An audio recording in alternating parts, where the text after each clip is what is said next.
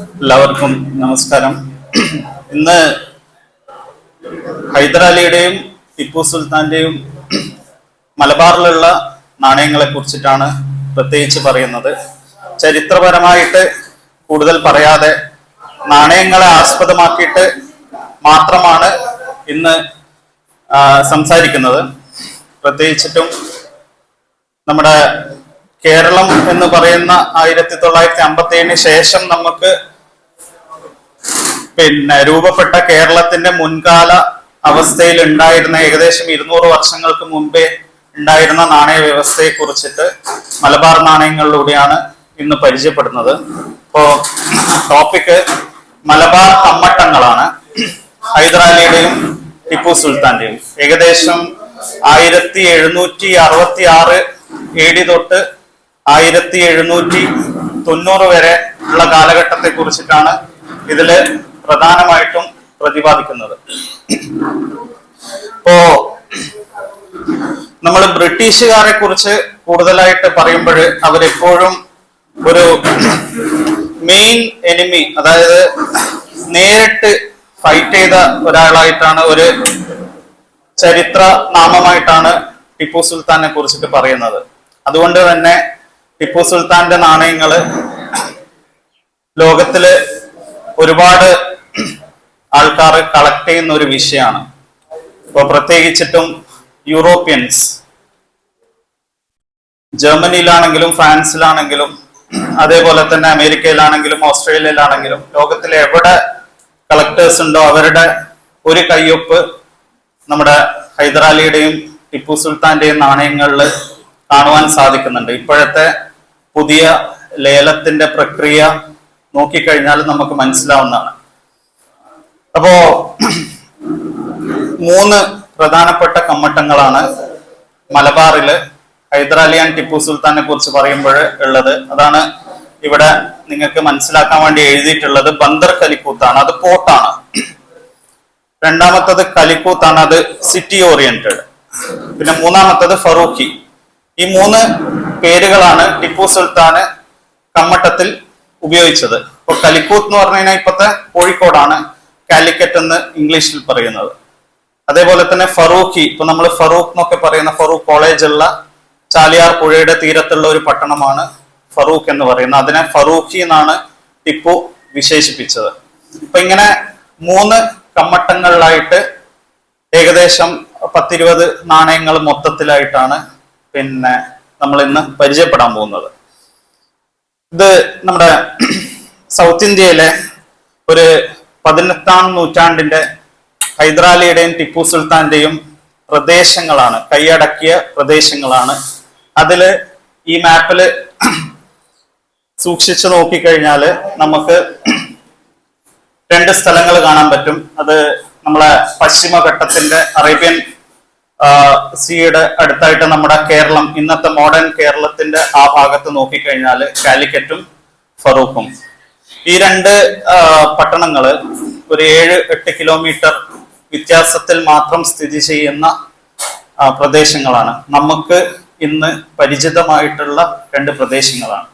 ഇതായിരുന്നു മലബാറില് ടിപ്പുക്കും ഹൈദരാലിക്കും ഉണ്ടായിരുന്ന പ്രദേശം.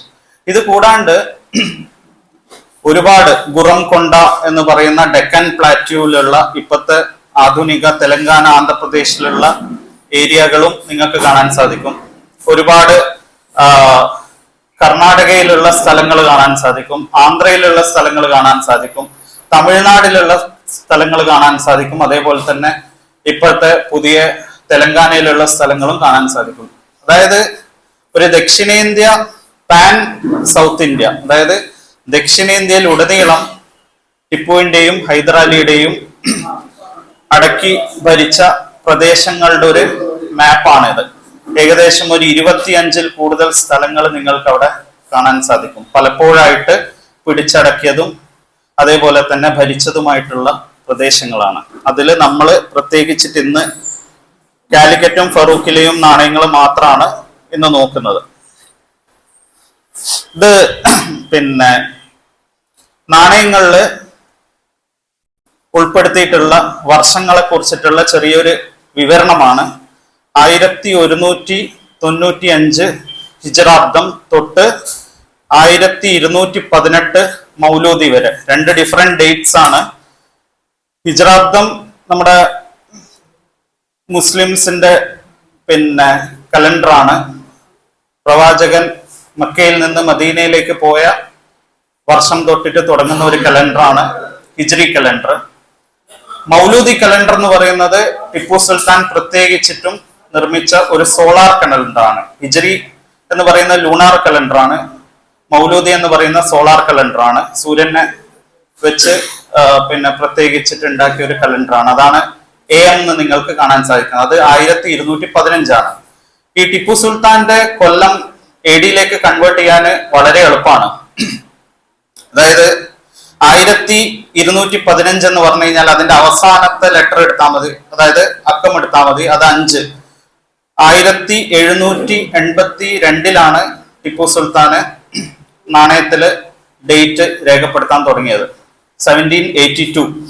അപ്പൊ അതിന്റെ കൂടെ ആ 5 ചേർത്ത് കഴിഞ്ഞാൽ നമുക്ക് എളുപ്പത്തില് CE ഇപ്പൊ AD എന്ന് പറയാറില്ല, എന്നോ ഡൊമിനി എന്ന് പറയാറില്ല, ഇപ്പോ കോമൺ എറ എന്നാണ് പറയുന്നത്. CE പഴയ AD ഇല്ല, ഇപ്പൊ എന്നോ ഡൊമിനി ഇല്ല. അത് മതവിഭാഗത്തിന്റെ ഒരു പ്രത്യേക മതവിഭാഗത്തിനോട് ചേർന്നതുകൊണ്ട് ഒരു 20-25 വർഷങ്ങൾക്ക് മുന്നേ നമുക്ക് AD BC എന്നൊക്കെ കാണാൻ സാധിക്കും. ഇപ്പൊ CE എന്നാണ്, BCE എന്നാണ്. ബിഫോർ കോമൺ എറ, കോമൺ എറ, ഇങ്ങനെയാണ്. അപ്പോ 1792 ബേസ്. ആ ബേസിന്റെ കൂടെ 1215 5 എടുത്താല് അതിന്റെ കൂടെ ആഡ് ചെയ്ത് കൊടുക്കുക. 1787, 6 എടുക്കുക, 7 എടുക്കുക, 8 എടുക്കുക. അങ്ങനെ ടിപ്പുയുടെ കലണ്ടർ ഗ്രിഗറിയൻ കലണ്ടറിലേക്ക്, അതായത് നമ്മുടെ ഇപ്പോഴത്തെ നമ്മൾ യൂസ് ചെയ്യുന്ന കലണ്ടറിലേക്ക് എളുപ്പത്തിൽ അങ്ങനെ മാറ്റാൻ സാധിക്കും. അപ്പൊ ഇത്രയും വർഷങ്ങളാണ് ഇത്.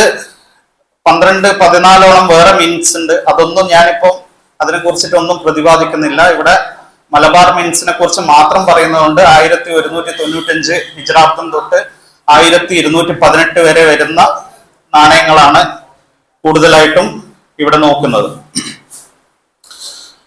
പിന്നെ ഉള്ളത് യൂസ് ചെയ്ത മെറ്റൽസ് ആണ്.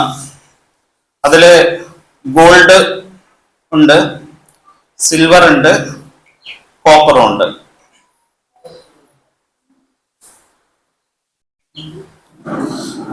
അതില് ഡിനോമിനേഷൻ ഏതൊക്കെയാണ് എന്നുള്ളതാണ് നോക്കുന്നത്. അതില് ഗോൾഡില് ഫണംസ് മാത്രമേ ഉള്ളൂ. ഇപ്പൊ പട്ടനാണെങ്കിൽ ഫണംസ് മാത്രമല്ല, മൊഹർ ഉണ്ട്, ഡബിൾ പഗോഡ ഉണ്ട്, 4 പഗോഡ അഹമ്മദി ഉണ്ട്. അങ്ങനെ ഒരുപാട് ഡിനോമിനേഷൻസ് വേറെ ഉണ്ട്. പട്ടനും മറ്റുള്ള മിന്റും ഒക്കെ നോക്കിക്കഴിഞ്ഞാല് നമ്മുടെ മലബാർ മിന്റ് ആയിട്ടുള്ള കാലിക്കറ്റും ഫറൂഖും ബന്ദർ കലിക്കത്തും നോക്കിക്കഴിഞ്ഞാൽ ഗോൾഡില് ഫണംസ് മാത്രമേ ഉള്ളൂ. അതായത് 38 തൊട്ട് 380 തൊട്ട് 400 മില്ലിഗ്രാം വരെ വരുന്ന ഫണംസ് മാത്രമേ മലബാർ ഏരിയയിൽ ടിപ്പുക്കും ഹൈദരാലിക്കും കൂടിയിട്ട് ഗോൾഡിലുള്ളൂ. പിന്നെ സിൽവറിലുള്ളത് ഡബിൾ റുപ്പിയും റുപ്പിയും ആണ്. പക്ഷെ അത് ഡബിൾ റുപ്പിയും റുപ്പിയും യഥാർത്ഥത്തില് സർക്കുലേഷൻ പോയിന്റ്സ് ആയിട്ട് നമുക്ക് കണക്കാക്കാൻ പറ്റില്ല. കാരണം അതൊരു ട്രയൽ സ്ട്രൈക്സ് ആയിരുന്നു. മാർക്കറ്റിലേക്ക് എങ്ങനെ ഉപയോഗിക്കാം എന്നതിനെ കുറിച്ചിട്ട് ഒരു പഠനാവശ്യത്തിനായിട്ട് വളരെ കുറച്ച് മാത്രം സ്ട്രൈക്ക് ചെയ്ത പോയിന്റ്സ് ആയിരുന്നു. ഒരു ട്രയലായിട്ട് സ്ട്രൈക്ക് ചെയ്ത പോയിന്റ്സ് ആണ്. വളരെ അപൂർവമായിട്ടുള്ള നാണയങ്ങളാണ്. ഡബിൾ റുപ്പിയില് നമുക്ക് കാലിക്കറ്റും ഫറൂഖിയും കിട്ടും. അതേപോലെ തന്നെ റുപ്പിയില് ഫറൂഖി കിട്ടും. കാലിക്കറ്റ് ഉണ്ടോ ഇല്ലയോ എന്ന് ഇപ്പോഴും ഡിബേറ്റബിൾ ആണ്. പിന്നെ നമ്മൾ കൂടുതലായിട്ടും നമ്മുടെ കളക്ഷനിലും നമ്മുടെ ഡീലേഴ്സിന്റെ അടുത്തും നമ്മൾ എക്സിബിഷനിൽ പോയി കഴിഞ്ഞാലും പിന്നെ സുഹൃത്തുക്കളൊക്കെ അടുത്തുള്ള ടിപ്പുയുടെ ഹൈദരാലിയുടെയും മെയിൻ ആയിട്ടുള്ള നാണയങ്ങളാണ് ചെമ്പ് നാണയങ്ങൾ. നമ്മൾ ഒരുപാട് സുപരിചിതമായിട്ടുള്ള നാണയങ്ങളായിരിക്കും. അതില് ഡബിൾ പൈസയാണ് ഏറ്റവും ഹയസ്റ്റ് ഡിനോമിനേഷന്. പിന്നെ അത് കഴിഞ്ഞാൽ പൈസ വന്നു, അത് കഴിഞ്ഞാൽ അര പൈസ, 1/4 പൈസ, 1/8 പൈസ. അപ്പൊ ഇത്രയും ഡിനോമിനേഷൻസ് ആണ് കോപ്പർ നാണയങ്ങളിൽ, ചെമ്പ് നാണയങ്ങളിൽ ഉള്ളത്. ഡബിൾ പൈസയുടെ വെയിറ്റ് എന്ന് പറഞ്ഞു കഴിഞ്ഞാൽ ഒരു 21.5 തൊട്ട് 23 ഗ്രാം വരെയാണ് ഡബിൾ പൈസയുടെ വെയിറ്റ്. അതിന്റെ നേരെ പകുതിയാണ് പൈസ, ഒരു 10.25 തൊട്ട് 11.5 ഗ്രാം വരെ. അതിന്റെ നേരെ പകുതിയാണ്, നേരെ പകുതി മീൻസ് എക്സാക്ട് ബ്രിട്ടീഷ് മെഷർമെന്റ് അല്ല. കാരണം British measurement half rupee, quarter rupee, പിന്നെ എന്താണ് 1/8 റുപ്പി എന്നൊക്കെ പറയുന്നത് പിന്നെ ട്രോയ് ഔൺസ് ഗ്രെയിൻസിൽ വെച്ചിട്ടാണ് എക്സാക്ട് മെഷർമെന്റ് ആയിരിക്കും. ഇത് ഡംപ് പോയിന്റ്സ് ആയതുകൊണ്ട് 1 ഗ്രാം അല്ലെങ്കിൽ പിന്നെ 500 മില്ലിഗ്രാം ഒക്കെ ഏറ്റക്കുറച്ചിലൊക്കെ വരാം. അപ്പൊ അതുകൊണ്ടാണ് 21.5 തൊട്ട് 23 ഗ്രാം വരെയും അതിന്റെ പകുതിയായിട്ടുള്ള 10.25 തൊട്ട് 11.5 ഗ്രാം വരെയും അരപ്പൈസ എന്ന് പറയുന്നത് ഒരു 5 തൊട്ട് 5.5 ഗ്രാം വരെയും അതിന്റെ പകുതിയായിട്ടുള്ള 2.5 തൊട്ട് 3 ഗ്രാം വരെയുള്ള ക്വാർട്ടർ റൂട്ട് പൈസയും അതിന്റെയും പകുതിയായിട്ടുള്ള 1/8 പൈസ ഏകദേശം 1.25 ഗ്രാം തൊട്ട് 1.45 ഗ്രാം വരെ വരുന്ന വെയിറ്റ് സിസ്റ്റമാണ് ഈ നാണയങ്ങളിൽ യൂസ് ചെയ്തിട്ടുള്ളത്. ഇതാണ് ഞാൻ നേരത്തെ പറഞ്ഞ 1195 അൽ ഹിജ്രിയിലുള്ള പിന്നെ ബന്ദർ കലിക്കൂത്ത്, അതായത് പോർട്ട് കാലിക്കറ്റ് ആണ്. ബന്ദർ എന്ന് പറഞ്ഞു കഴിഞ്ഞാൽ പോർട്ട് എന്നാണ് അർത്ഥം. അപ്പൊ അതില് നിങ്ങൾക്ക് രണ്ടാമത്തെ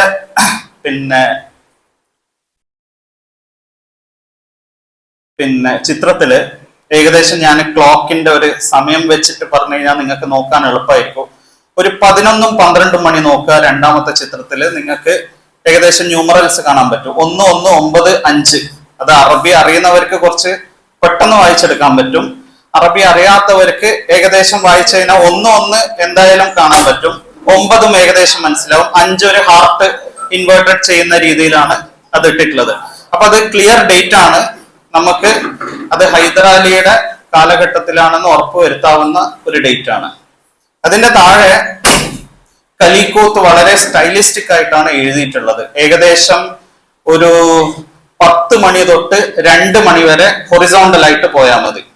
10 മണി തൊട്ട് 2 മണി വരെ നേരെ നോക്കിക്കഴിഞ്ഞാല് ഇത് എഴുതിയിട്ടുള്ളത് 2 മണി തൊട്ട് 10 മണി വരെയാണ്. റൈറ്റ് ടു ലെഫ്റ്റ് ആണ് എഴുതിയിട്ടുള്ളത്. അവിടെയാണ് കലിക്കൂത്ത് എഴുതിയിട്ടുണ്ടാവുക. 2 മണി തൊട്ട് 10 മണി വരെ ഏകദേശം നോക്കിയാല് മനസ്സിലാവും. അതിന്റെ താഴെയാണ് ബന്ദർ എന്ന് എഴുതിയിട്ടുള്ളത്. അത് ഏകദേശം ഒരു 4 മണി തൊട്ട് 7 മണി വരെ നോക്കിക്കഴിഞ്ഞാൽ ബന്ദർ എന്ന് കാണാൻ സാധിക്കും. അതിന്റെയും താഴെ എഴുതിയിട്ടുള്ളത് ഏകദേശം 5 മണി തൊട്ട് ഒരു 7 മണി വരെയുള്ള ആ ഒരു ഏറ്റവും ലാസ്റ്റ് പോർഷനിൽ സർബാണ്, അതായത് സ്ട്രക്കറ്റ്, കമ്മട്ടം അടിച്ചത് എന്നുള്ള അർത്ഥത്തിലാകും. അപ്പൊ സർബെ ബന്ദർ കലിക്കൂത്ത് 1195 എന്നാണ്. അപ്പൊ ഇത് ഹൈദരാലിയുടെ പീരീഡിലേക്ക് നമുക്ക് റെഫർ ചെയ്യാൻ പറ്റാവുന്ന ഒരു കോയിനാണ്. പിന്നെ വിയേർഡ് ആയിട്ട്, അതായത് നമ്മൾ മനസ്സിലാക്കാൻ പറ്റാത്ത രീതിയിൽ പല ഡേറ്റ്സ് കോമ്പിനേഷൻ ഒക്കെ ഉണ്ട്. 122, ചില ആൾക്കാർ അതിനെ 1202 എന്നൊക്കെ പറയുന്നുണ്ട്. അത് ടിപ്പുവിലേക്ക് പോകുന്നുണ്ട്. അപ്പോൾ ക്ലിയർ ഡേറ്റ് ഇല്ലാത്തതുകൊണ്ട് അതൊക്കെ ഒഴിവാക്കിയാണ്. ക്ലിയർ ഡേറ്റ് മാത്രമേ ഇവിടെ നോക്കുന്നുള്ളൂ. ഇത് കമ്മട്ടം ചെയ്തത് മലബാറിലല്ല, പക്ഷെ മലബാറിൽ എക്സ്റ്റെൻസീവ് ആയിട്ട് യൂസിൽ ഉണ്ടായിരുന്ന ഒരു പണമാണ് നേരത്തെ പറഞ്ഞ ഗോൾഡ് പണത്തിലെ 400, 380 തൊട്ട് 400 മില്ലിഗ്രാം വരെയുള്ള പണമാണ് ഉമാ മഹേശ്വർ ടൈപ്പ്. ഇത് നമ്മൾ കേട്ടിട്ടുണ്ടാവില്ല, നമ്മൾ ശിവപാർവതി എന്നായിരിക്കും കേട്ടിട്ടുണ്ടാവുക.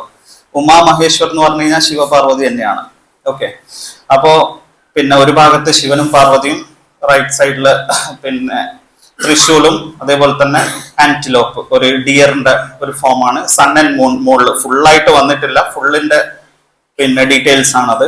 പിന്നെ റിവേഴ്സിൽ ഹേ, ഹൈദരാലിയുടെ ഇനീഷ്യലിന്റെ ഫസ്റ്റ് ലെറ്റർ ആണ് പേർഷ്യൻ സ്ക്രിപ്റ്റ് ആയിട്ടുള്ള ഹേ ആയിട്ട് യൂസ് ചെയ്തിട്ടുള്ളത്. അപ്പൊ ഇത് എക്സ്റ്റെൻസീവ് ആയിട്ട് മലബാർ റീജിയനിൽ ആ സമയത്ത് ഏകദേശം 1766, 70, 1780 കാലഘട്ടത്തിൽ ഉണ്ടായിരുന്ന കോയിനാണ് ഹൈദരാലിയുടെ സമയത്ത്. ഇതാണ് നമുക്ക് കുറച്ചും കൂടി പരിചയം. ഇത് കേരള ഒറിജിനൽ മലബാർ മിന്റിൽ തന്നെ അടിച്ചതാണ്. ഇത് ഒരു സൈഡിൽ ഇത് നമുക്ക് രാശി ടൈപ്പാണ്. നമുക്ക് വീരരായൻ, ഇരട്ടവാലൻ രാശി എന്നൊക്കെ പറയുന്ന പോലെ അവിടെ ആ ഡോട്ട്സ് സോഡിയാക് സൈൻ ആണ്. നമ്മളെ സ്റ്റാറിനെ ബേസ് ചെയ്തിട്ടുള്ള ഒരു കോൺസെപ്റ്റ് ആണ്. റിവേഴ്സിൽ നമ്മൾ പല വീരരായൻ പണത്തിലും കണ്ടുവരുന്ന സ്റ്റൈലൈസ്ഡ് ലയൺ ആണ്. അതായത് സിംഹത്തിന്റെ ഒരു സ്റ്റൈലൈസ്ഡ് ഫോം ആണ്. അവിടെയും നിങ്ങൾക്ക് ഹേ എന്ന് പറയുന്ന, അതായത് വീരരായൻ പണവും ഇരട്ടവാലൻ രാശിയിലൊന്നും കാണാത്ത ഒരു ഇനീഷ്യലാണ് അവിടെ ഹേ എന്ന് പറയുന്ന ഒരു ചന്ദ്രക്കല പോലെയും ഒരു സ്ട്രോക്ക് പോലെയും. അത് ഹൈദരാലിയുടെ ഫസ്റ്റ് ഇനീഷ്യൽ ആണ്. അപ്പോൾ ഇതിൽ കൂടിയിട്ടാണ് നമുക്കത് ഹൈദരാലിയുടെ പ്രത്യേക നാണയമാണെന്ന് മനസ്സിലാവുന്നത്. ഇതിന്റെ തൂക്കം 380 തൊട്ട് 400 മില്ലിഗ്രാം. ഈ 2 നാണയങ്ങൾ മാത്രമേ ഗോൾഡിൽ ഹൈദരാലി മലബാറിന് വേണ്ടിയിട്ട് യൂസ് ചെയ്തിട്ടുള്ളൂ. ആ ഒന്നാമത്തെ നാണയം പറയാൻ കാരണം മലബാർ ഫിസിക്കൽ റെക്കോർഡ്സിൽ കച്ചേരിയിൽ നമുക്ക് ആ നാണയത്തെ കുറിച്ചിട്ട് പ്രതിപാദിക്കുന്നുണ്ട്. അതുകൊണ്ടാണ് അത് മലബാറിൽ ഞാൻ ഉൾപ്പെടുത്തിയത്. പക്ഷെ അത് കമ്മട്ടം ചെയ്തത് മലബാറിന്റെ പുറത്താണ്, പക്ഷെ യൂസ് ചെയ്തത് മലബാറിലാണ്. രണ്ടാമത്തെ ഇപ്പോഴത്തെ ഈ നാണയം കമ്മട്ടം ചെയ്തതും യൂസ് ചെയ്തതും മലബാറിലാണ്. അത് തനതായിട്ടുള്ള ഒരു ഇൻഡിജീനിയസ് സ്റ്റൈൽ അതിലുണ്ട്. അതുകൊണ്ടാണ് അതിനെ രാശി ടൈപ്പ് എന്ന് വിശേഷിപ്പിച്ചത്. ഇനി ടിപ്പു സുൽത്താന്റെ ഫണംസ് ആണ് ഇനി വരുന്നത്. 1198, 99, 1200 അൽ ഹിജ്രി ഡേറ്റ്, പിന്നെ 1215 പിന്നെ മൗലൂദി ഡേറ്റ്. ഇതില് 1198 ഇപ്പോഴും ഡിബേറ്റബിൾ കോയിൻ ആണ്. അത് ജെന്വിൻ ഡേറ്റ് ആണോ അല്ലയോ എന്ന് ഇപ്പോഴും രണ്ട് അഭിപ്രായങ്ങളുണ്ട്. പക്ഷെ നമ്മൾ കൊല്ലം പഠിക്കാൻ വേണ്ടിയിട്ട് ആ നാണയം കൂടി ഞാൻ ഉൾപ്പെടുത്തിയതാണ്. ഒന്നാമത്തെ നാണയം നോക്കുക, അതിലെ ഡേറ്റ് നിങ്ങൾക്ക് കാണാൻ സാധിക്കും. 1198. ഒരു 11 മണി തൊട്ട് 12 മണി വരെ നോക്കിക്കഴിഞ്ഞാൽ 1198 കാണാൻ പറ്റും. താഴെ എഴുതിയിട്ടുള്ളത് കലിക്കൂത്ത് എന്നാണ്. സ്റ്റൈലൈസ്ഡ് ഒരു ഫോം ആണ്. റിവേഴ്സ് ഹൈദരാലിയുടെ ഇനീഷ്യൽ ആണ്. അതായത് ടിപ്പു ഗോൾഡ് ഫണത്തിന് യൂസ് ചെയ്തിട്ടുള്ളത് അച്ഛന്റെ ഇനീഷ്യൽ ആണ്. ടിപ്പുയുടെ ഇനീഷ്യൽ വെച്ചിട്ടുള്ള അച്ഛന്റെ അതേ ഇനീഷ്യൽ തന്നെയാണ് ടിപ്പുയുടെ ഗോൾഡ് ഫണത്തിനും യൂസ് ചെയ്തിട്ടുള്ളത്. പിന്നെ രണ്ടാമത്തെ സീരീസ് 1199 ആണ്. അത് 3 ഡിഫറെന്റ് വെറൈറ്റീസ് ആയതുകൊണ്ടാണ്. അത് നാണയം ശേഖരിക്കുന്ന ആൾക്കാരുടെ ഇടയിൽ വലിയ 9, ചെറിയ 9, കോഴ്സ് 5, ഷോർട്ട് 9, ലോങ് 9 എന്നൊക്കെ പറയുന്ന പോലെ ഒരു 3 വെറൈറ്റി ആയതുകൊണ്ട് അങ്ങനെ വെച്ചതാണ്. നമ്മുടെ അവിടെ ഡേറ്റ് മാത്രമേ നോക്കുന്നുള്ളൂ. ഒരു 10 മണി ടു 1 മണി നോക്കിക്കഴിഞ്ഞാൽ 1199 കാണാൻ സാധിക്കും.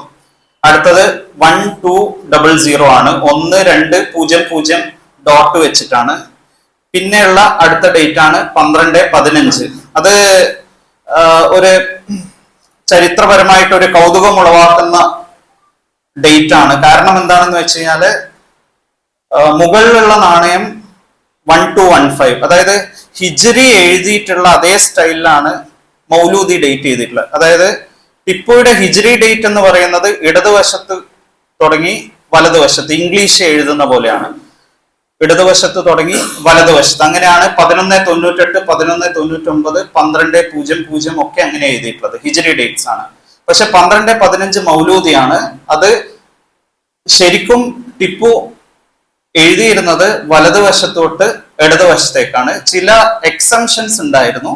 പക്ഷെ distinguishing factor between Hijri and Mauludi dates എന്ന് പറയുന്നത് റൈറ്റ് ടു ലെഫ്റ്റും ലെഫ്റ്റ് ടു റൈറ്റും ആണ്. അപ്പൊ അവിടെ ആ 1215 you can see both Mauludi and Hijri dates. മൗലൂദിയും കാണാൻ പറ്റും, ഹിജ്രിയും കാണാൻ പറ്റും. ഇടതോട്ട് വലത്തോട്ടേക്ക് പോകുന്ന ഹിജ്രി ആയിട്ട് കണക്കാക്കാം, വലത്തു നിന്ന് ഇടത്തോട്ടേക്ക് പോകുന്നത് മൗലൂദി ആയിട്ടും കണക്കാക്കാം. അത് 1215 അത് സ്റ്റാർട്ടിങ് ഉള്ളത് കൊണ്ട് ഡൈ കട്ടേഴ്സിന് അതിനെക്കുറിച്ച് വ്യക്തമായിട്ടുള്ള അറിവില്ലാത്തതുകൊണ്ട് അവരാദ്യം അനുവർത്തിച്ച് വന്നിരുന്ന അതേ സിസ്റ്റം തന്നെയാണ് ഇതിലും കൊണ്ടുവന്നത്. പിന്നെയാണ് അത് മാറ്റിയത്. അതുകൊണ്ടാണ് ആ രണ്ട് മനോഹരമായിട്ടുള്ള രണ്ട് ഡിഫറെന്റ് കോൺസെപ്റ്റ് അതിൽ കാണുന്നത്, ഹിജ്രിയും മൗലൂദിയും.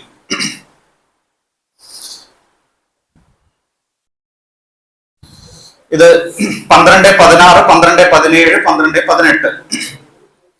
പിന്നെ 1216 മൗലൂദി ഡേറ്റ് ആണ്. ആദ്യത്തെ നാണയം നോക്കിക്കഴിഞ്ഞാൽ 1216 ആണ്. അതൊരു Babri style, different style of writing, ഒരു വെറൈറ്റി ആണ്. 1216 അടുത്ത നാണയം നിങ്ങൾക്ക് 1216 വേറൊരു വെറൈറ്റിയിലാണ് കാണുന്നത്. പിന്നെ അടുത്ത നാണയം 1217 ആണ്. 1217 അതന്നെ രണ്ട് രീതിയിൽ 7 എഴുതിയിട്ടുണ്ട്. ആദ്യത്തെ 7 നോർമൽ 7 ആണ്, നമുക്ക് 1217 കാണാൻ പറ്റുന്ന ഒരു 7 ആണ്. രണ്ടാമത്തത് ഒരു വെർട്ടിക്കൽ സ്ട്രോക്ക് ഓഫ് 7 എന്നാണ് അതിന് പറയാം. അത് നേരെ വി പോലെയാണ് എഴുതിയിട്ടുള്ളത്. അപ്പൊ അതിന്റെ ഒരു വെറൈറ്റി ആണ്. പിന്നെ അടുത്തുള്ളത് 1218, 1218. 1218 മൗലൂദി സ്റ്റൈലിൽ തന്നെയാണ്. ഈ നാണയങ്ങൾ നോക്കിക്കഴിഞ്ഞാൽ എല്ലാം മൗലൂദി സ്റ്റൈലിലാണ് എഴുതിയിട്ടുള്ളത്. അതായത് വലതുവശത്ത് നിന്ന് തുടങ്ങി ഇടതുവശത്തേക്ക് അവസാനിക്കുന്ന രീതിയിലാണ് എഴുതിയിട്ടുള്ളത്. ഇത്രയും നാണയങ്ങളാണ് ടിപ്പു സുൽത്താന് മലബാറില് ഗോൾഡിൽ ഉണ്ടായിരുന്നത്, ഗോൾഡ് പണത്തില്.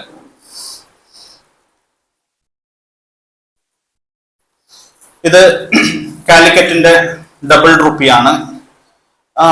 ഒരുപക്ഷെ കേരള ചരിത്രത്തില്, ആധുനിക ചരിത്രത്തില് ഒരു കേരളത്തിന്റെ കോയിൻ ഏറ്റവും കൂടുതൽ വിറ്റുപോയ പൈസക്ക് പിന്നെ ഈ നാണയമാണ് കാലിക്കറ്റ് ഡബിൾ റുപ്പി. എക്സാക്ട് ഈ കോയിൻ ആണ് ഇത്. പോൾ സ്റ്റീവൻസിന്റെ കളക്ഷനിലുള്ള കോയിനാണ്. ഏകദേശം 2014 32 ലക്ഷത്തോളം രൂപക്ക് പിന്നെ ലണ്ടനിൽ വിറ്റുപോയ നാണയമാണ് ഇത്, കാലിക്കറ്റ് ഡബിൾ റുപ്പി. ഈ നാണയത്തിന്റെ ലഭ്യത ഇത്രമാത്രം കുറവുള്ളത് കൊണ്ട് തന്നെയാണ് ഇതൊരു ട്രയൽ ബേസിസിൽ അടിച്ച നാണയമാണ്. പക്ഷെ ഇത് കൂടുതലായിട്ടും യൂസ് ചെയ്യാൻ പറ്റില്ല because of the higher denomination. വലിയ മൂല്യമുള്ള ഒരു നാണയമായതുകൊണ്ട് റുപ്പിയും ഇപ്പൊ നമ്മൾ തിരുവിതാംകൂറിന് 1/2 രൂപന്റെ മോൾപോട്ടുള്ള ഡിനോമിനേഷൻ സിൽവറിലില്ല എന്ന് പറയുന്നത് പോലെ 1 രൂപയും 2 രൂപയും അടിക്കണം എന്നുണ്ടായിരുന്നു. കാരണം പഠനിലും അതേപോലെ തന്നെ നഗറിലൊക്കെ ഈ നാണയമുണ്ട്. പക്ഷെ മലബാർ ഒരു കമ്പോളത്തിന് അനുയോജ്യമല്ലാത്ത ഡിനോമിനേഷൻ ആയതുകൊണ്ട് ഇത് തൽക്കാലം വളരെ കുറച്ചടിച്ചിട്ട് നിർത്തിയതാണ് ചെയ്തത്. ഒരുപാട് പിന്നെ കോയിൻസ് ഒന്നും ഇല്ല, ഒരു വിരലെണ്ണാവുന്ന കോയിൻസ് മാത്രമേ ഉള്ളൂ. പല കോയിൻസും മ്യൂസിയം കളക്ഷൻ ആണ്, വളരെ കുറച്ച് മാത്രമേ പ്രൈവറ്റ് ഹാൻഡ്സിലുള്ളൂ. ഇപ്പോ ഇത് അടിച്ച വർഷം 1215 കലിക്കൂത്ത് നിങ്ങൾക്ക് വായിക്കാൻ പറ്റുന്നത് രണ്ടാമത്തെ ഇമേജില് ഏകദേശം 9 മണി. രണ്ടാമത്തെ ഇമേജില് ഏകദേശം 9 മണിക്ക് നിങ്ങൾക്ക് കലിക്കൂത്ത് കാണാൻ സാധിക്കും. അതേപോലെ തന്നെ അതേ കോയിനില് 6 മണിക്ക് നിങ്ങൾക്ക് 1215 എന്ന് പറയുന്ന ഡേറ്റും കാണാൻ സാധിക്കും. ഇതില് ഡേറ്റ് എഴുതിയിട്ടുള്ളത് ഹിജ്രി പോലെയാണ്. 1215 ഫ്രം ലെഫ്റ്റ് ടു റൈറ്റ് ആണ് എഴുതിയിട്ടുള്ളത്. വളരെ വാല്യൂബിൾ ആയിട്ടുള്ള ഒരു നാണയമാണ്. ഇതിന്റെ തന്നെ ഇത് ഫറൂഖി റുപ്പിയാണ്, ഫറൂഖി ഡബിൾ റുപ്പിയാണ്. നേരത്തെ നമ്മൾ കാലിക്കറ്റ് ഡബിൾ റുപ്പിയാണ് നോക്കിയത്, ഇത് ഫറൂഖി ഡബിൾ റുപ്പിയാണ്. ഇവിടെ കാലിക്കറ്റിൽ പറഞ്ഞ അതേ ആശയം തന്നെയാണ് ഈ നാണയത്തിന് ഫറൂഖിയിൽ ഉണ്ടായിരുന്നത്. കാരണം അവിടെ ക്രയവിക്രയത്തിന് പറ്റാത്ത ഒരു നാണയമാണ് ബിക്കോസ് ഓഫ് ദി പിന്നെ എന്താണ് വാല്യുവേഷൻ ഓഫ് ദ ഡിനോമിനേഷൻ. അതുകൊണ്ട് മാർക്കറ്റിൽ വരാത്ത ഒരു ഡിനോമിനേഷൻ ആണ്. അപ്പൊ ഇവിടെ ഫറൂഖി എന്ന് കാണാൻ സാധിക്കുന്നത് രണ്ടാമത്തെ ചിത്രത്തില് 5 മണിക്ക് നോക്കിയാൽ മതി. രണ്ടാമത്തെ ചിത്രത്തില് ഏകദേശം 5 മണിക്ക് അടുപ്പിച്ചിട്ട് ഫറൂഖി എന്ന് എഴുതിയിട്ടുണ്ട്. കുറച്ചും കൂടി മുന്നോട്ടേക്ക് വന്ന ഒരു 6 മണിയുടെയും 7 മണിയുടെയും ഇടയിൽ 1216 എന്ന് പറയുന്ന ഡേറ്റ് കാണുന്നുണ്ട്. അത് മൗലൂദിയിലാണ് എഴുതിയിട്ടുള്ളത്. അത് റൈറ്റ് തൊട്ട് ലെഫ്റ്റിലേക്കാണ് പോയിട്ടുള്ളത്. ഇത് ഫറൂഖിയുടെ ഡബിൾ റുപ്പിയാണ്. ഇത് ഫറൂഖി മിന്റിന്റെ റുപ്പിയാണ്. ഡബിൾ റുപ്പി ഏകദേശം 22.5 ഗ്രാമാണ് സിൽവർ. ഇത് 11 തൊട്ട് 11.5 ഗ്രാം ഫറൂഖി റുപ്പിയുടെ നാണയമാണ്. നേരെ പകുതി വെയിറ്റിൽ. ഇതും ഡിസ്കണ്ടിന്യൂഡ് കോയിൻ ആണ്, നോട്ട് ഫോർ ജനറൽ സർക്കുലേഷൻ ആണ്. ഇത് ഒന്നാമത്തെ ചിത്രത്തിന്റെ 5 മണിക്ക് നിങ്ങൾക്ക് ഫറൂഖി എന്ന് കാണാൻ സാധിക്കും. ഒന്നാമത്തെ ചിത്രത്തിന്റെ 5 മണി നോക്കിയാൽ ഫറൂഖി എന്ന് കാണാൻ സാധിക്കും. ഈ കേഴ്സർ വെച്ച സ്ഥലത്ത് അതേപോലെ തന്നെ നിങ്ങൾക്ക് ഡേറ്റ് ഏകദേശം ഇവിടെ 1216 എന്ന് അവിടെ കാണാൻ സാധിക്കും. ഇത് 1 റുപ്പിയാണ്, 11.5 ഗ്രാം വെയിറ്റ് ഉള്ള നാണയമാണ്. ഇത് ബന്ദർ കലിക്കൂത്തിന്റെ 1198. നേരത്തെ നമ്മൾ 1195 ഹൈദരാലിക്ക് മാത്രമാണ്. ഇത് ടിപ്പു സുൽത്താന്റെ ആണ്. 1198 കറക്റ്റ് ആയിട്ട് ഇവിടെ കേഴ്സർ വെച്ച സ്ഥലത്ത് 1198 1198 എന്ന് കറക്റ്റ് ആയിട്ടുണ്ട്. നേരത്തെ വായിച്ച പോലത്തെ സെർബ് ബന്ദർ കലിക്കൂത്ത് ഇങ്ങനെയാണ് എഴുതിയിട്ടുള്ളത്. അടുത്തത് 1199 പൈസയാണ്. അത് വളരെ എളുപ്പമാണ്, 1199. താഴെ ബന്ദർ മാറ്റിയിട്ടുണ്ട്, അവിടെ സെർബെ കലിക്കൂത്ത് എന്നാണ്. അപ്പോ ഇത് പോർട്ടല്ല, ഇത് നോർമൽ കാലിക്കറ്റ് മിന്റ് ആണ്. ഇത് 1200 ഇവിടെ ഡേറ്റ് കാണുന്നുണ്ട്, 1200. അതേപോലെ തന്നെ ഇവിടെ ബന്ദർ കലിക്കൂത്ത് അല്ല, സെർബെ കലിക്കൂത്ത് ആണ് 1200. പിന്നെ 1215 ഇവിടെ കാണാൻ സാധിക്കും 1215. ഇവിടെയും കാണാം, ഇവിടെ 1-2-1-5 ഹിജ്രിയിലാണ് എഴുതിയിട്ടുള്ളത്, പിന്നെ ലെഫ്റ്റ് ടു റൈറ്റ് ഇംഗ്ലീഷ് എഴുതുന്ന പോലെ. ഇവിടെ 1-1-5 മൗലൂദിയിലാണ് എഴുതിയിട്ടുള്ളത്, റൈറ്റ് ടു ലെഫ്റ്റ്. ഈ 3 നാണയങ്ങളുടെ അവിടെ വെക്കാനുള്ള പ്രധാനപ്പെട്ട കാരണം എന്ന് വെച്ച് കഴിഞ്ഞാല്, ഒന്ന് ഹിജ്രിയിലാണ് എഴുതിയിട്ടുള്ളത്, രണ്ടാമത്തത് മൗലൂദിയിലാണ്, മൂന്നാമത്തത് മൗലൂദിയിലാണ്. പക്ഷെ രണ്ടാമത്തെയും മൂന്നാമത്തെയും നാണയം എന്ന് പറയുന്നത് നമ്മൾ ഇതില് പ്രസിഡൻസിയിൽ റോസെറ്റ് എന്നൊക്കെ പറഞ്ഞ് നമ്മൾ ഈ ഫ്ലവേഴ്സ് കൂടുതൽ ഡിസൈൻ ചെയ്യുന്ന ഡോട്ട്സ് കൂടുതൽ ഉണ്ടാകുമ്പോൾ റോസെറ്റ് വെറൈറ്റി എന്നൊക്കെ പറയുന്ന പോലെ ഇത് കംപ്ലീറ്റ് റോസെറ്റ് വെറൈറ്റി ആണ്. കാരണം ഒരുപാട് ഡെക്കറേറ്റഡ് ഡോട്ട്സ് ഉണ്ട് ഇവിടെ. ഈ രണ്ടാമത്തെ കോയിന് ഒരു 70-80% റോസെറ്റ് ആണ്. അപ്പൊ ആ ഒരു ഡിസ്റ്റിങ്വിഷിംഗ് ഫീച്ചർ മനസ്സിലാക്കാൻ വേണ്ടിയിട്ട് ജസ്റ്റ് ഒന്ന് വെച്ചു എന്നേ ഉള്ളൂ. രണ്ടും മൗലൂദി ഡേറ്റ് ഉള്ള നാണയമാണ്. പിന്നെ അതിന്റെ ഡേറ്റിന്റെ ഫോണ്ടും ഫോമും അതിന്റെ അപ്പ് ആൻഡ് ഡൗൺ ഒക്കെ നോക്കി കഴിഞ്ഞാൽ ഒരുപാട് മാറ്റങ്ങളൊക്കെ ഉണ്ട്. നമ്മൾ ഡേറ്റ് മാത്രം നോക്കി പോകുന്നതുകൊണ്ട് അതിലേക്ക് തൽക്കാലം കൂടുതലായിട്ട് കടക്കുന്നില്ല. ഇത് കാലിക്കറ്റ് ക്വാർട്ടർ പൈസയാണ്. ഇത് ഹൈദരാലിയുടെ പിന്നെ എലിഫന്റ് ആണോ എന്ന് ചോദിച്ചു കഴിഞ്ഞാൽ റിസംബ്ലൻസ് ഉണ്ട്. പക്ഷെ കൂടുതലായിട്ടും സ്കോളേഴ്സ് ഇതിനെ ടിപ്പു സുൽത്താന്റെ ക്വാർട്ടർ പൈസ ആയിട്ട്, കാരണം ഡേറ്റ് ഒന്നുമില്ല, പക്ഷെ ആ കലിക്കൂത്തിന് എഴുതിയ പിന്നെ സ്റ്റൈൽ വെച്ചിട്ട് ഇത് ടിപ്പു സുൽത്താന്റെ കാൽ പൈസയാണ്. ഇതിന്റെ വെയിറ്റ് ഏകദേശം 3 ഗ്രാമിന്റെ അടുപ്പിച്ചിട്ടാണ് വരിക. ഇത് 1/8 പൈസ കാലിക്കറ്റ്. ഒരുപാട് ഫേക്സ് ഇപ്പൊ നമുക്ക് 300, 400, 500 രൂപക്കൊക്കെ പാലസിലൊക്കെ കിട്ടുന്നുണ്ട്. ഇത് 1 ലക്ഷത്തിന്റെ മുകൾപോട്ടാണ് ഇതിന്റെ വിപണി മൂല്യമുള്ളത്. ഇത് ചെറിയ അക്ഷരത്തെ, അതായത് 1.3 to 1.4 ഗ്രാം മാത്രമേ ഇതിന്റെ വെയിറ്റ് ഉള്ളൂ. ഇവിടെ നിങ്ങൾക്ക് കലിക്കൂത്ത് കാണാൻ സാധിക്കും. ഇവിടെ എലഫന്റ് ആണ്. ഇത് 1/8 പൈസ നമുക്ക് മനസ്സിലാവുന്നത് ജസ്റ്റ് ഫോർ ദ ഡിനോമിനേഷൻ ആണ്. 1.3 തൊട്ട് 1.4 ഗ്രാം വെയിറ്റ് മാത്രമേ ഈ നാണയത്തിനുള്ളൂ. ഇത് ഫറൂഖിയുടെ ഡബിൾ പൈസയാണ്. കോപ്പർ കോയിനിലെ ഏറ്റവും വലിയ ഡിനോമിനേഷൻ ആണ്. ഇവിടെ വിക്ടറി ഫ്ലാഗ്, അതായത് എപ്പോഴും ജയിക്കുന്ന ഒരാളുടെ, നമ്മളിപ്പോ റോമൻ നാണയങ്ങളിൽ വിക്ടറിയുടെ ഭാഗമായിട്ട് നമുക്ക് എന്താണ് ഗാലപ്പിംഗ് ഹോഴ്സ് എന്നൊക്കെ പറഞ്ഞ്, പിന്നെ എന്താണ് കുതിക്കുന്ന കുതിര എന്നൊക്കെ പറയുന്ന പോലെ ഈ ഫ്ലാഗ് എന്ന് പറയുന്നത് വിക്ടറി ഫ്ലാഗ് ആണ്. അപ്പോ എപ്പോഴും ജയിക്കുക എന്നുള്ള ഒരു മോട്ടോ ആണ് അതിന്റെ പിന്നിലുള്ളത്. ഇവിടെ നിങ്ങൾക്ക് ഡേറ്റ് കാണാൻ സാധിക്കും 12-18. ഇപ്പൊ 12-18 മാത്രമാണ് ഡബിൾ പൈസ. ഈ ഒരു വർഷം മാത്രമേ ഡബിൾ പൈസയുള്ളൂ. ചില സ്കോളേഴ്സ് 12-17 ഉണ്ട് എന്ന് പറയുന്നുണ്ട്, പക്ഷെ നമുക്ക് ഒരു ഫോട്ടോ പോലും ലഭ്യമല്ല. അതുകൊണ്ട് 12-17 വിസ്മൃതിയിലാണ് ഉള്ളത്. അടുത്ത വരുന്നത് വരെ നമുക്ക് തൽക്കാലം 12-18 മാത്രമേ ഉള്ളൂ എന്ന് വിചാരിക്കാം. അപ്പൊ ഇവിടെയാണ് ഡേറ്റ് ഉള്ളത്. ഇവിടെ എഴുതിയിട്ടുള്ളത് ഉസ്മാനി ഫറൂഖി. ഇവിടെ ഇത് സർബ്, അതായത് സ്ട്രക്ക് അറ്റ് ദാറുസ് സൽത്തനത്ത് ഉസ്മാനി ഫറൂഖി. അപ്പോ ഉസ്മാനി എന്ന് പറയുന്നത് പിന്നെ ഡബിൾ പൈസ ഡിനോമിനേഷൻ യൂസ് ചെയ്യാൻ വേണ്ടിയിട്ട് ടിപ്പു ഉപയോഗിച്ച ഒരു വാക്കാണ് ഉസ്മാനി എന്ന് പറയുന്നത്. അത് ഡബിൾ പൈസയാണ്. ഇവിടെ കമ്മട്ടം കാണാൻ സാധിക്കും ഫറൂഖി. ഓക്കെ, ഇത് ഫറൂഖിയുടെ പൈസ ഒരു ഡിഫറെന്റ് വെറൈറ്റി ആണ്. ബാബ്രി സ്ക്രിപ്റ്റ് എന്ന് പറയുന്ന നമ്മൾ അധികം കണ്ടുവരാത്ത ഒരു സ്റ്റൈൽ ഓഫ് റൈറ്റിംഗ് ആണ്. ഇവിടെ 12-16 കാണുന്നുണ്ട്. ഇവിടെ ഫറൂഖി എന്ന്, പിന്നെ ഇത് സർബാണ്. ഇങ്ങനെയാണ് എഴുതിയിട്ട് പോകുന്നത്, സർബ്. ഇത് ഫറൂഖി. ഒരു ഡിഫറെന്റ് സ്റ്റൈലിലാണ് എഴുതിയിട്ടുള്ളത്. അതുകൊണ്ട് തന്നെ ഇതിനെ നമ്മളൊരു കാറ്റഗറൈസേഷൻ 12-16, അതായത് അതിന്റെ ബോർഡർ ബാബ്രി ബോർഡർ ആണ്. ഒരു പിന്നെ എന്താണ് സ്ലാന്റിംഗ് ടൈപ്പ് ഓഫ് ബോർഡർ ആണ് ഇവിടെ ഉള്ളത്. ഇതിലുള്ളത് ഡോട്ടഡ് ബോർഡർ ആണ്. ഇവിടെ നോക്കിക്കഴിഞ്ഞാൽ ഡോട്ടഡ് ബോർഡർ ആണ്. ഇത് സ്ലാന്റിംഗ് ബോർഡേഴ്സ് ആണ്. രണ്ട് ഡിഫറെന്റ് വെറൈറ്റി ആണ് 12-16. ഇത് ഫറൂഖി മിന്റ് പൈസയാണ്. 12-17 12-18.